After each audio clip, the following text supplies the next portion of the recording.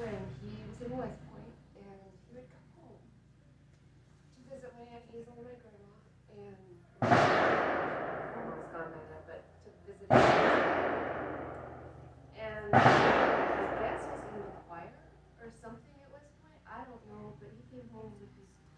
He came to Aunt Hazel's with these music books, and he sat there with me and Jeanette, my younger sister. Must have been 6 years old, maybe 7, and taught us how to sing "In Case All Is Going On." And he had the patience and the stamina to put up with it, and he just ate it up. And whenever I'd go to Hazel's, I would always look on the door to see if Billy's uniforms were there in their dry cleaning bag. But the other thing that I remember the most is at my sister's funeral, at the service, he got up and was talking about Robin because they were pretty close.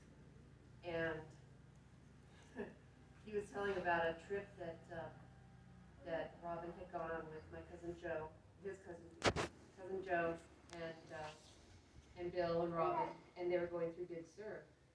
And Robin was a talker, and Bill kind of like tapped Joe and said, "You got any of that marijuana to give her so that she'll shut up?"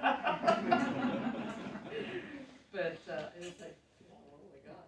But yeah, that was just funny that he would say something. And then he had inspired me, and I thought I might join the Army after school, but it went a different route. But I got a chance to ask him or tell him that I had aspired to do that. And he thought about it for a second. He goes, "You know, it would have made a really good soldier." And that really made me feel good.